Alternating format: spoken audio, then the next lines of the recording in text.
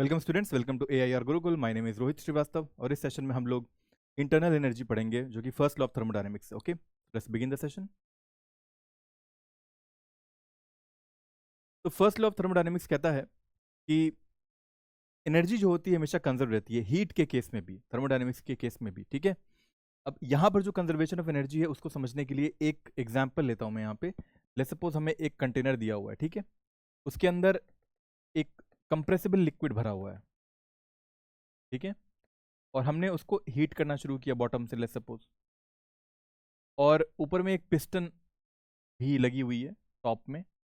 और क्या किया जा रहा है, जैसे हम इसको हीट कर रहे हैं नीचे से, तो ऑब्वियस सी बात है कि हीट सप्लाई की जा रही है इस कंटेनर में, इस सिस्टम में, तो उसको हम लोग डेल्टा क्यू से शो करेंगे। ठीक है, heats given to the system या heat supply to the system, तो चेंज इन हीट होगा, उसको डेल्टा क्यू से रिप्रेजेंट कर रहे हैं। और साथ ही साथ हम पिस्टन को नीचे की ओर पुश कर रहे हैं, कुछ प्रेशर लगाते हुए पिस्टन को पुश कर रहे हैं, तो ऑब्वियस सी बात है कुछ वॉल्यूम में चेंज आएगा ना, डेल्टा वी, बिकॉज ये कंप्रेस लिक्विड कंप्रेसिबल है, तो थोड़ी सी ये दब जाएगी liquid, delta we change in volume होगा।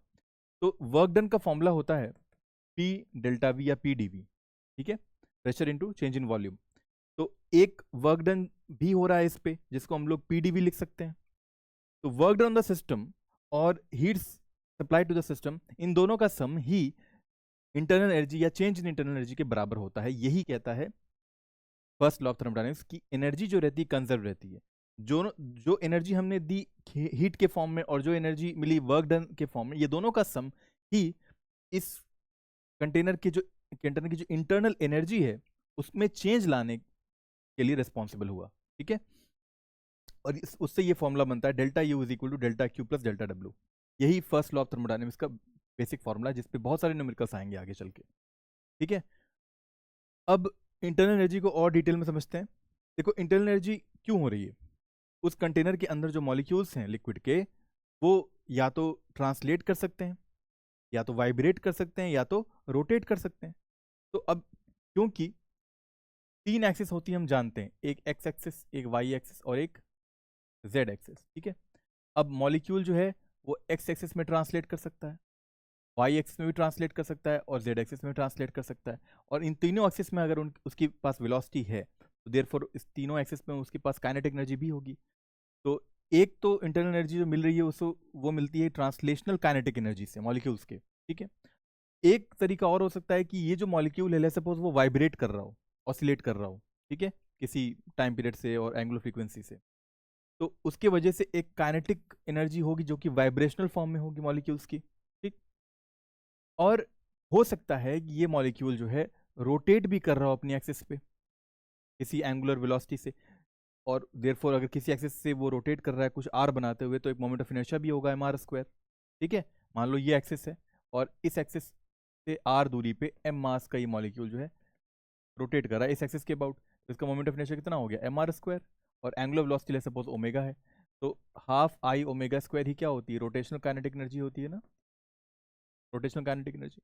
तो इस मॉलिक्यूल की रोटेशनल काइनेटिक एनर्जी भी होगी। ऐसे ढेर सारे मॉलिक्यूल्स होंगे उस कंटेनर में लिक्विड के, तो रोटेशनल काइनेटिक एनर्जी भी एडअप होती है, और therefore it also contributes into the change in internal energy. तो इन तीनों से, ठीक है, मॉलिक्यूल्स की इन तीनों एक्टिविटीज से इंटरनल एनर्जी का निर्माण होता है। ठीक है, और ये तीनों का जो एडिशन हो रहा है इंटरनल एनर्जी बनाने में, वो किस कारण से डेवलप हो रहा है, जो हीट दी गई है उससे, या फिर जो वर्क डन किया गया है उससे, उन दोनों से ही ये एक्टिविटीज होंगी ना मॉलिक्यूल्स में, राइट। अच्छा, अब आते हैं अगली पॉइंट पे कि जो ये इंटरनल एनर्जी होती है ये कैसी प्रॉपर्टी होती है। ये एक एक्सटेंसिव प्रॉपर्टी होती है, ठीक है, जो कि अमाउंट ऑफ मैटर पे डिपेंड करती है।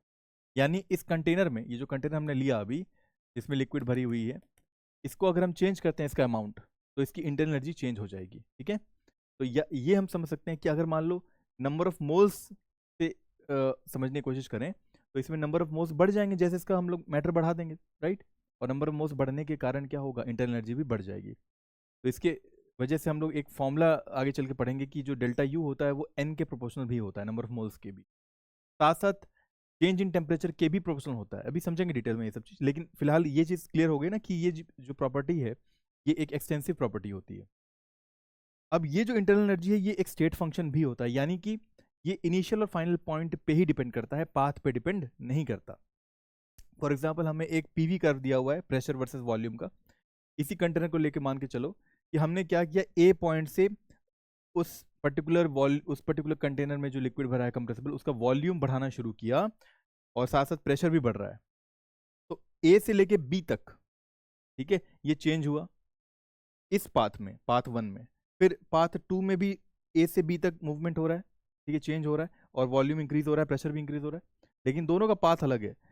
तो क्या दोनों की इंटरनल एनर्जी अलग होगी? नहीं, दोनों की इंटरनल एनर्जी सेम होगी। क्यों? क्योंकि इंटरनल एनर्जी सिर्फ इनिशियल और फाइनल पॉइंट पे डिपेंड करती है, जो कि दोनों का सेम है। यहाँ ए से स्टार्ट कर रहा है 1 वाला भी पाथ, और 2 वाला भी जो है ए से स्टार्ट कर रहा है, और 1 वाला भी बी पे खत्म हो रहा है, 2 वाला भी बी पे खत्म हो रहा है। यानी कि डेल्टा U1 पाथ 1 की जो इंटरनल एनर्जी होगी वही पाथ 2 की इंटरनल एनर्जी होगी, ठीक है।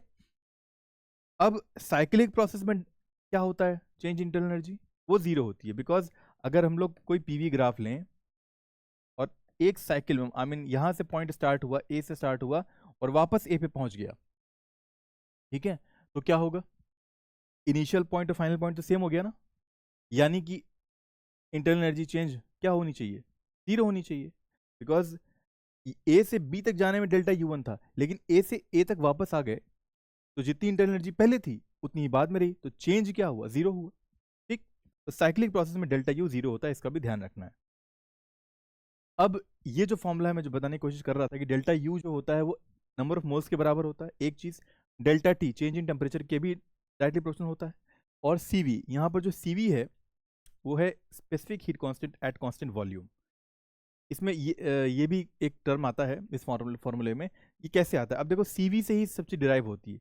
ये जो specific heat constant at constant volume ये होता है, इसका डेफिनेशन ही है कि फर्स्ट ऑफ ऑल अगर हम लोग फर्स्ट लॉ की जो इक्वेशन डिराइव की तो उसमें जाते हैं, तो वो होता है कि delta U is equal to delta Q plus delta W, right, यही फॉर्मूला था ना। अब अगर हम लोग कांस्टेंट वॉल्यूम पे देख रहे हैं, कोई ऐसा सिचुएशन है जहां पर कंटेनर में जो चेंज हो रहा है वो कांस्टेंट वॉल्यूम में हो रहा है, हीट सप्लाई जो भी कुछ हो रहा है उसमें इंटरनल एनर्जी में चेंज वगैरह वो कांस्टेंट वॉल्यूम पे हो रहा है, इसका मतलब क्या है, जो वर्क डन होगा उसका फॉर्मूला होता है PdV, राइट। और अगर वॉल्यूम कांस्टेंट है यानी कि dV जीरो हो गया, यानी वर्क डन जीरो हो जाएगा, है ना। वर्क डन जीरो हो गया तो अगर यहाँ पर वर्क डन जीरो रख देते हैं तो डेल्टा U ही क्या हो जाएगा, डेल्टा Q के बराबर हो जाएगा। किस केस में? जब वॉल्यूम कांस्टेंट है तब, तभी हम लोग डेल्टा U डेल्टा Q के बराबर लिख सकते हैं, जब वॉल्यूम कांस्टेंट होता है।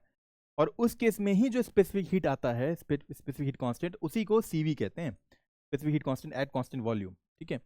और इसका फॉर्मूला होता है या इसकी डेफिनेशन होती है कि amount of heat given to the system, delta Q given to the system per unit moles upon में per unit rise in temperature, ठीक है। तो यहाँ डेल्टा T भी लिखते हैं।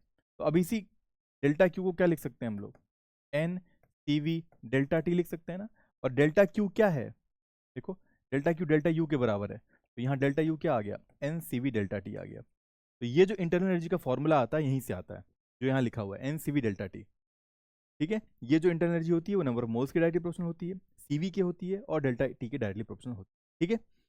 अब ये CV क्या होता है, इसका एक और तरीका है निकालने का, कि जो स्पेसिफिक हीट कांस्टेंट है उसको हम लोग कहते हैं F/2R। यहाँ पर R जो होता है गैस कांस्टेंट होता है, और F जो होता है डिग्री ऑफ फ्रीडम होता है, ठीक है।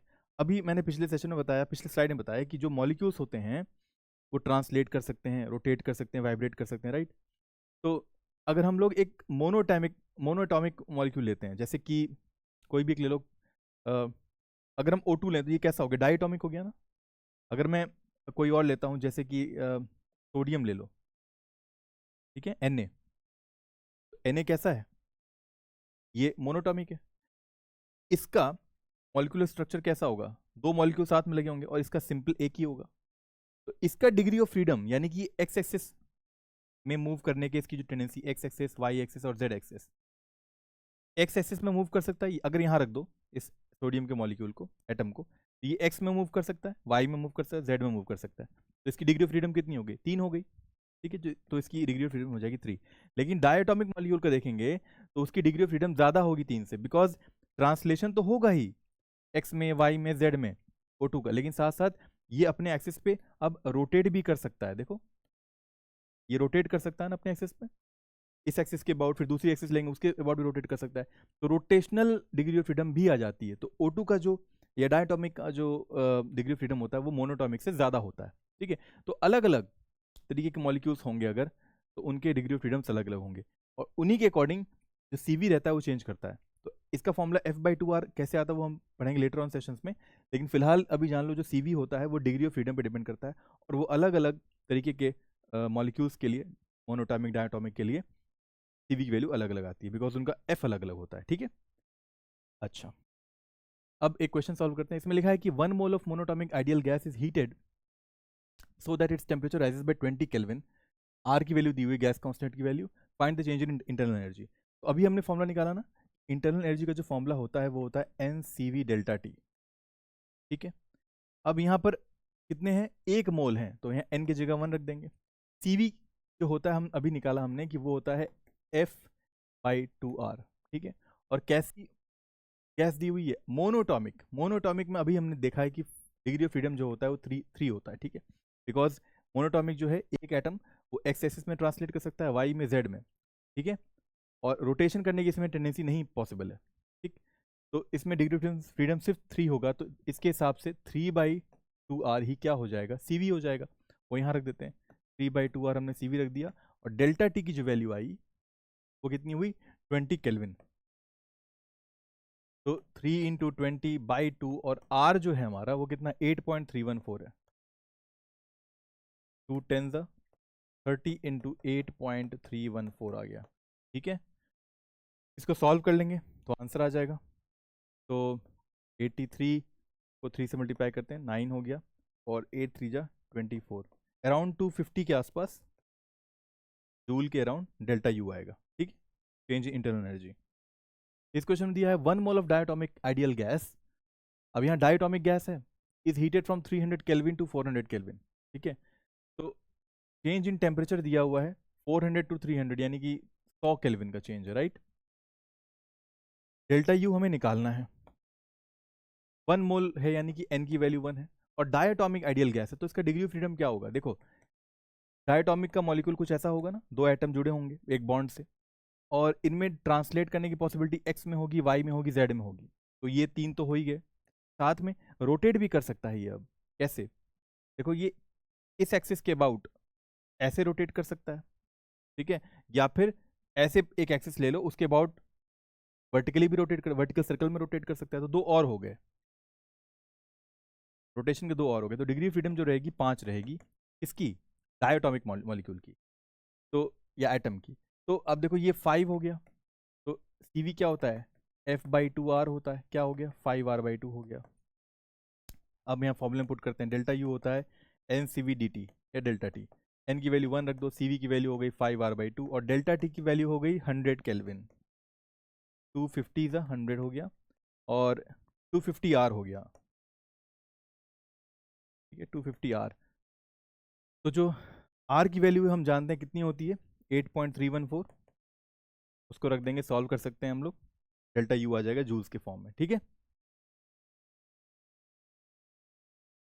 तो इस तरह ही सेशन कंप्लीट होता है स्टूडेंट्स, तो अगले सेशन में फिर मिलेंगे एक नए टॉपिक के साथ। Until then keep learning and keep having fun with physics. Thank you very much.